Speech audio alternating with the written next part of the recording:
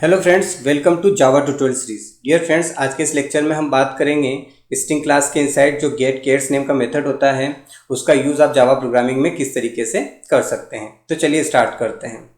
यहाँ पर मैंने एक स्ट्रिंग लिया हुआ है हेलो यश प्रोग्राम, और इसके इनसाइड में यश जो इसका सब स्ट्रिंग है इसको निकाल कर प्रिंट करना चाहता हूँ। तो इसके लिए मुझे गेट केयर्स नेम की मेथड की नीड रहेगी।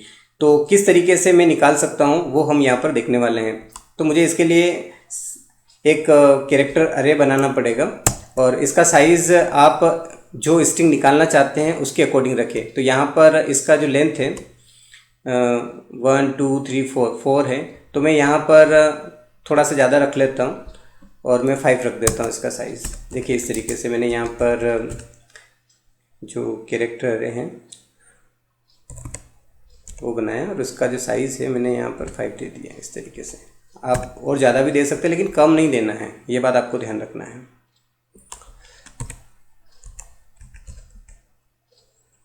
इसके बाद इसको मैं यहाँ पर CH रेफरेंस में रख देता हूँ इस तरीके से। अब क्या करना है, अब बहुत आसान है। स्ट्रिंग किसके इनसाइड है, S1 रेफरेंस में है। इस रेफरेंस से मुझे कॉल करना है यहाँ पर गेट केयर्स मेथड को, और जैसे मैं इसको कॉल करूँगा तो यहाँ पर मुझे 4 आर्ग्यूमेंट्स पास करने पड़ेंगे। जो पहला आर्ग्यूमेंट होगा उसमें स्टार्ट इंडेक्स, यानी कि कहाँ पर ये जो यश में निकालना चाहता हूँ, तो यहाँ पर ये जो वाई है ये कौन से इंडेक्स पे है वो मुझे यहाँ डालना है। तो इंडेक्सिंग 0 से शुरू होता है, तो आप गिन लीजिए यहाँ 0 1 2 3 4 5 6, तो यहाँ मुझे डालना पड़ेगा 6। ओके, अब इसके बाद कहाँ तक लेना है, एज तक लेना है। अब इसको इंडेक्सिंग से नहीं गिनते, इसको गिनते हैं 1 से, और यहाँ से ये जो पहला कैरेक्टर आप देख रहे हैं स्ट्रिंग का यहाँ से गिनते हैं। तो यहाँ से आप 1 से गिने, 1 2 3 4 5 6 7 8 9 और 10।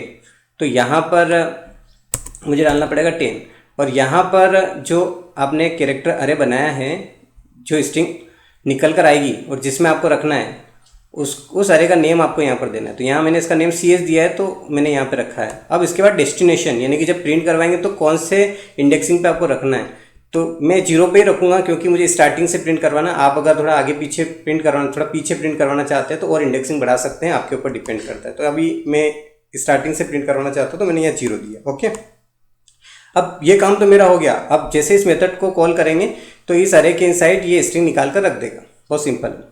अब प्रिंट करवाना है, तो प्रिंट करवाने के लिए आप system.out.println स्टेटमेंट यूज़ करते हैं। तो मैंने यहाँ पर system.out.println स्टेटमेंट यूज़ कर लिया है, और इसमें किसके इनसाइड आ चुका है, अरे के इनसाइड आ चुका है। तो अरे का नेम CH है, मैं यहाँ पर CH रख देता हूँ, वो सिंपल है, मैंने रख दिया। अब मैं रन करके आपको चेक करके बताता हूँ।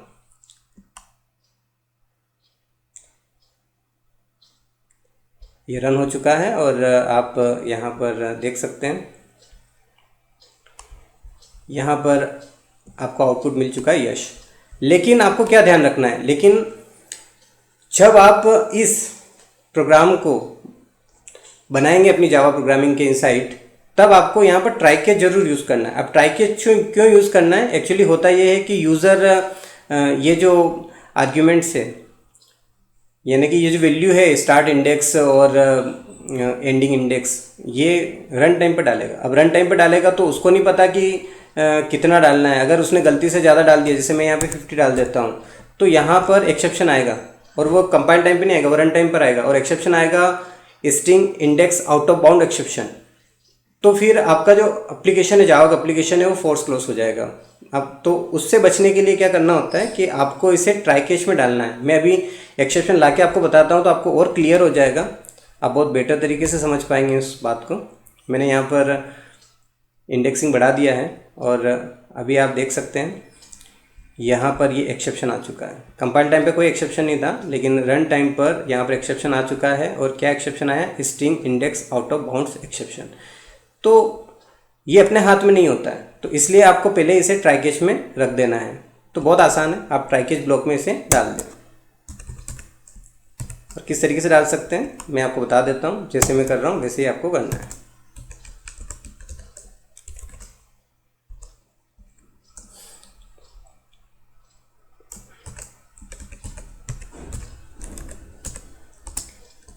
एक्चुअली मैं यहाँ पर एक्सेप्शन इसलिए ले रहा हूँ क्योंकि रन टाइम पर जितनी भी एक्सेप्शन आती है उन सबका पेरेंट एक्सेप्शन होता है, और आपने अपकास्टिंग पढ़ा है तो वहाँ पर आपने सीखा होगा कि चाइल्ड के ऑब्जेक्ट को पेरेंट के रेफरेंस में लिया जा सकता है। तो जो भी एक्सेप्शन आएगा रन टाइम पर वो इस एक्सेप्शन के इनसाइड असाइन हो जाएगा, और फिर आप उसे प्रिंट करवाएंगे तो प्रिंट भी हो जाएगा, कोई दिक्कत नहीं आने वाली। इसलिए मैंने यहाँ पे एक्सेप्शन लिया है, क्योंकि यहाँ पर कुछ दिख नहीं रहा है कि किस तरह का एक्सेप्शन आ सकता है। तो यहाँ पर आप एक्सेप्शन भी ले सकते हैं। अगर आपको पता है कि किस तरह का एक्सेप्शन, जैसे string index out of bound exception आ रहा है, तो आप उसको भी यहाँ पर सीधे लिखेंगे, तब भी आपका काम हो जाएगा।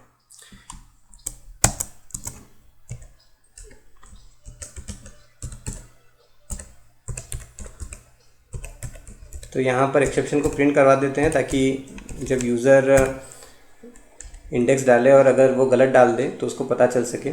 तो यहाँ पर हम इसे इस तरीके से प्रिंट करवा देते हैं, और अभी मैं रन करके चेक करके आपको बताता हूँ। एक्सेप्शन तो आएगा लेकिन अब वो हैंडल हो जाएगा, आप देख सकते हैं। और यहाँ पर देख सकते हैं कोई एरर दिख नहीं रहा है, लेकिन यहाँ पर साथ में उसने बता भी दिया है कि string index out of bound exception आया है, और कहाँ पर कि आपने 6 से स्टार्ट किया और एंड 50 से किया, और जो लेंथ है वो 16 है, और आपने ज़्यादा लेंथ मतलब जो ज़्यादा लेंथ है वो डाल दिया है, इस वजह से ये एक्सेप्शन है। सारी चीज़ें इसने क्लियर कर दी यहाँ पर। तो आपको इस तरीके से जावा प्रोग्रामिंग में गेट केयर्स नेम की मेथड का यूज़ करना है। तो आई होप कि आपको लेक्चर बहुत अच्छे से समझ में आया होगा। मिलते हैं नेक्स्ट लेक्चर में, तब तक के लिए बाय बाय।